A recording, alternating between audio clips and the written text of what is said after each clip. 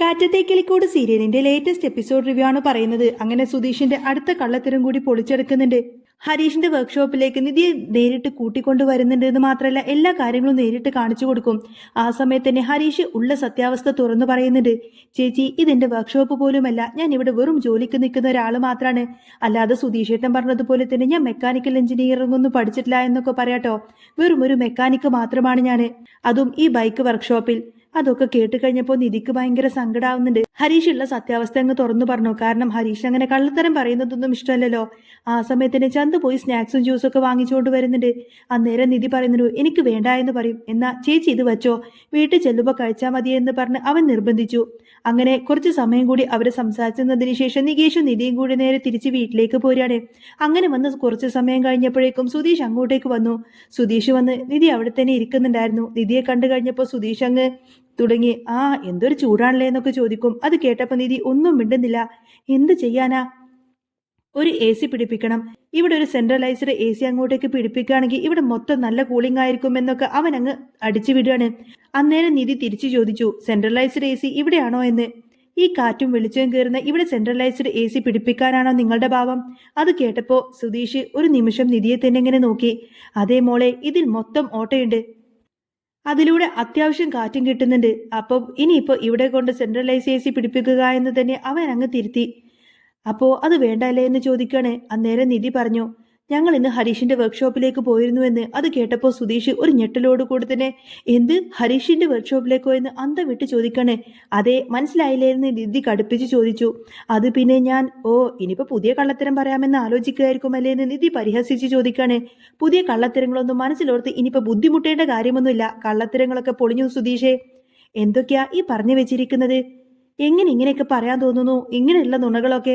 ഒരു നുണ ആണെങ്കിലും കുഴപ്പമില്ല, ഇതിപ്പോ മൊത്തം പറഞ്ഞു വെച്ചത് മൊത്തം കള്ളത്തരമാണല്ലോ. ഇതൊന്നും എനിക്ക് മനസ്സിലാവുന്നില്ല. അപ്പോഴും സുധീഷ് പറഞ്ഞു, അത് പിന്നെ ഞാൻ വേണ്ട, ഇനി അതിന്റെ പേരിൽ ഏതായാലും ന്യായീകരണമൊന്നും വേണ്ട. കുറെ ന്യായീകരണങ്ങളൊക്കെ ഞാൻ കേട്ടിട്ടുണ്ട്. ഇനിയിപ്പോ സുധീഷിന്റെ ഒരു ന്യായീകരണം കൂടി കേൾക്കാൻ എനിക്ക് വേണ്ട. ഓരോന്നോരോന്നായിട്ട് ഞാൻ ഇങ്ങനെ അറിഞ്ഞു വരികയാണ്. ഇനി അവസാനം എത്തുമ്പോൾ എന്താവോ എന്നൊന്നും അറിയില്ല എന്നൊക്കെ പറയും. അന്നേരം സുധീഷ് മെല്ലെ പറയുന്നുണ്ട്, അത് പിന്നെ ഞാൻ ആ സമയത്ത് പലതും പറഞ്ഞു പോയെന്നിരിക്കും. ആ സമയത്തോ ഇത് പിടിക്കുന്നത് വരെ സുധീഷ് കള്ളത്തരം തന്നെയാണല്ലോ പറഞ്ഞുകൊണ്ടിരുന്നത്. ഇത് ഈ നിമിഷം വരെ സത്യാവസ്ഥ തുറന്നു പറഞ്ഞിട്ടൊന്നുമില്ലല്ലോ. ഹരീഷ് മെക്കാനിക്കൽ എഞ്ചിനീയറിംഗ് കഴിഞ്ഞതാണെന്ന് പറഞ്ഞ് നടക്കുമായിരുന്നില്ലേ, എന്നിട്ടിപ്പോ എന്തായി? അത് ഞാൻ ആ സമയത്ത് എന്ന് പറയുമ്പോഴേക്കും ഒന്നും മിണ്ടാതിരിക്കും സുധീഷേ. എന്റെ ദൈവമേ, സുധീഷിന് നാണം തോന്നുന്നില്ലേ ഇങ്ങനെയൊക്കെ ഇങ്ങനെ കള്ളത്തരം വിളിച്ചു പറയാൻ? ഞാൻ അതിന് മാത്രം എന്ത് കള്ളത്തരമാ സുധീഷിനോട് പറഞ്ഞിരിക്കുന്നത്? ഞാൻ അങ്ങോട്ടേക്ക് പറഞ്ഞിട്ട് എന്തെങ്കിലും തിരിച്ചു പറയുകയാണെങ്കിൽ അതിന് ന്യായമുണ്ട്. ഞാൻ അങ്ങനെ എന്തെങ്കിലും പറഞ്ഞിട്ടുണ്ടോ? അങ്ങനെയൊക്കെ ചോദിച്ച് നിധി ദേഷ്യപ്പെട്ട് അവിടെ നിന്ന് കയറി പോവാണ്. സുധീഷ് ആകെപ്പാടെ നാണം കെട്ടി നിൽക്കുകയാണ്. അങ്ങനെ അന്ന് വൈകുന്നേരം ഭാസ്കരൻ ഒരു പാട്ടൊക്കെ പാടിക്കൊണ്ട് വീട്ടിലേക്ക് വരും. അപ്പോഴേക്കും ഹരീഷ് പറയുന്നുണ്ട്, സൂപ്പർ സിംഗർ വന്നല്ലോ. വന്നു കഴിഞ്ഞപ്പോൾ കയ്യിൽ ഒരു വലിയ കവറൊക്കെ ഉണ്ടായിരുന്നു. ഒരു ഫോട്ടോ ഫ്രെയിം കയ്യിലിട്ട്, ഇതെന്താപ്പോ ഇത് എന്നൊക്കെ അവർ ചിന്തിക്കുന്നത്. ആ സമയത്തിന്റെ സുധീഷും നിധിയും സുഭാഷും ഒക്കെ അങ്ങോട്ടേക്ക് വന്നു. ആ സമയത്ത് ഭാസ്കരൻ പോയിട്ട് ഒരു ചുറ്റികയും ആണിയും ഒക്കെ എടുത്തോണ്ട് വരികയാണ്. അല്ല, ഇതെന്തിനാ അച്ഛാ? ഇതൊക്കെ സുഭാഷ് ചോദിക്കുന്നുണ്ട്. അതൊക്കെ ഉണ്ടടാ, അച്ഛൻ മറുപടി നൽകി. പിന്നീട് ആ ഭിത്തിയിലേക്ക് ഒരു ആണി അങ്ങ് തറച്ചു. എന്തിനാ അച്ഛാ ഭിത്തിയിൽ വെറുതെ ആണിയൊക്കെ തറക്കുന്നത് എന്ന് വീണ്ടും ചോദിച്ചു.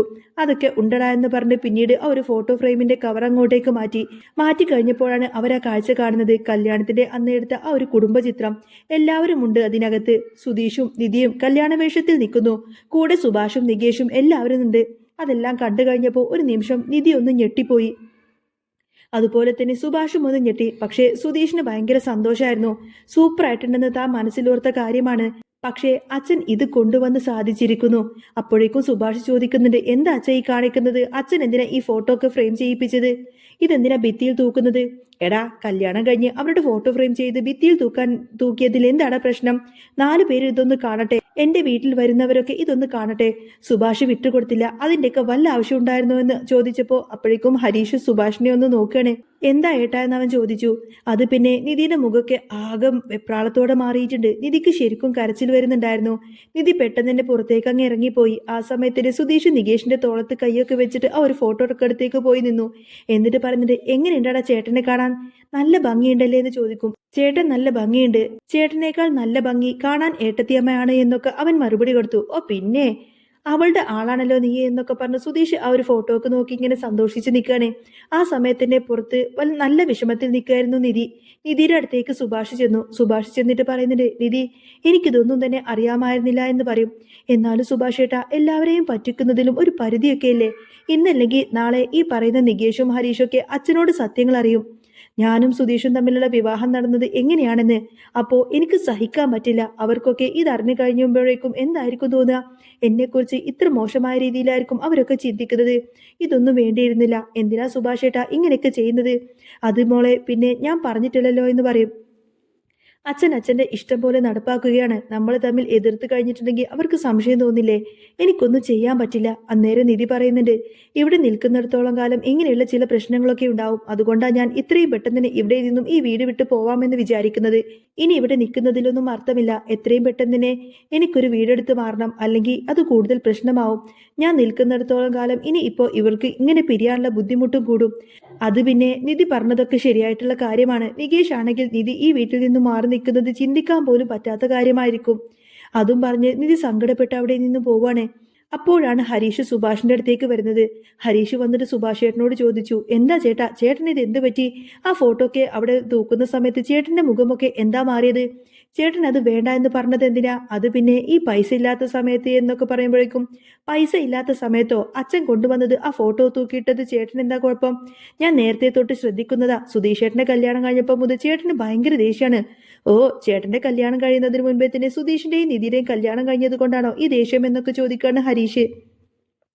അവരൊന്നിച്ച് കഴിയുന്നത് പോലും ഇഷ്ടമില്ലേ ചേട്ടനെ? എന്തൊരു സ്വഭാവാ ചേട്ടാ ഇത്? ഞാൻ ഇങ്ങനെയെന്നല്ല സുഭാഷ് ചേട്ടനെ കുറിച്ച് വിചാരിച്ചത്. അല്ലാതെ പിന്നെ ഹരീഷ എന്ന് പറഞ്ഞിട്ട് സുഭാഷ് പറയുമ്പോഴേക്കും, വേണ്ട, കൂടുതലൊന്നും പറയണ്ട. എനിക്ക് ചില കാര്യങ്ങളൊക്കെ മനസ്സിലാവുന്നുണ്ട്. അവരോട് എപ്പോൾ നോക്കിയാലും ചേട്ടന് നല്ല ദേഷ്യമാണ്. എന്തിനാ ഇങ്ങനെയൊക്കെ ചെയ്യുന്നത് ചേട്ടാ?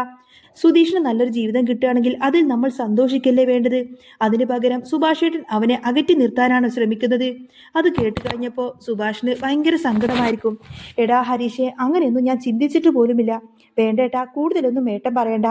സുഭാഷ് ഏട്ടന്റെ സംസാരവും പ്രവൃത്തിയും തമ്മിൽ ഒട്ടും തന്നെ യോജിക്കുന്നില്ല. അതും പറഞ്ഞുകൂടെ തന്നെ ഹരീഷ് അവിടെ നിന്ന് അങ്ങ് കയറി പോവാണ്.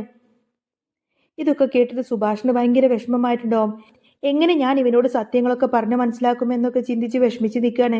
സത്യങ്ങളൊക്കെ അറിഞ്ഞു കഴിഞ്ഞിട്ടുണ്ടെങ്കിൽ ഇവിടെ ഒരു ഭൂകമ്പം തന്നെ ഉണ്ടാവുമെന്ന കാര്യത്തിൽ സുഭാഷിന് ഒരു സംശയവുമില്ലായിരുന്നു. അങ്ങനെ രാത്രി ആയി കഴിഞ്ഞപ്പോഴേക്കും സുനന്ദ അടുക്കളയിലേക്ക് ചെന്ന് ജോലി ചെയ്തുകൊണ്ടിരിക്കുകയാണ്.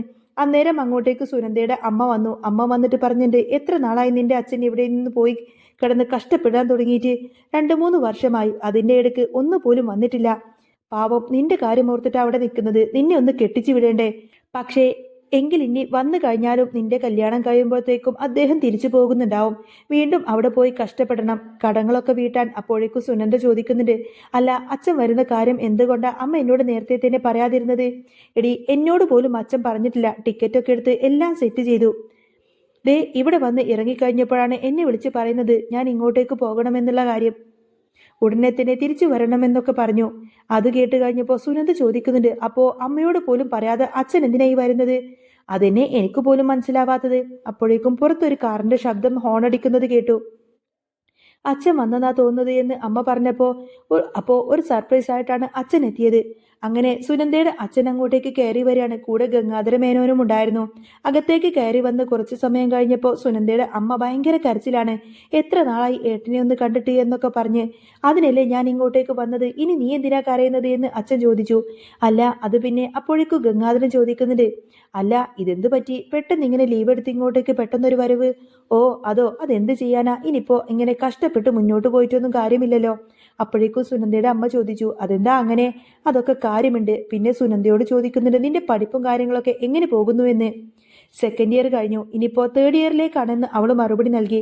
അല്ല, അച്ഛൻ എനിക്ക് വേണ്ടി ഒന്നും വാങ്ങിക്കൊണ്ടു വന്നില്ലേ?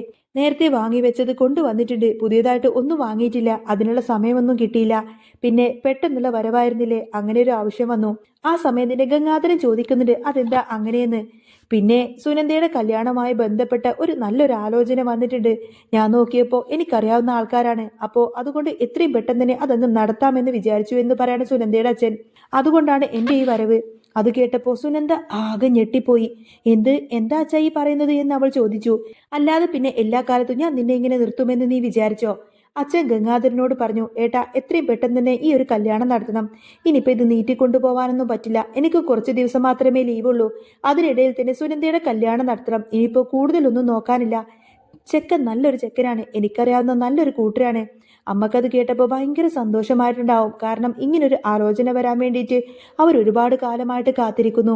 സുനന്ദയുടെ കല്യാണം എത്രയും പെട്ടെന്ന് തന്നെ നടത്തണമെന്ന് അവരും ആഗ്രഹിച്ചിരുന്നു. പക്ഷേ ഇത് കേട്ടപ്പോൾ സുനന്ദയുടെ മുഖം ആകെ വിളറി വെളുത്തു.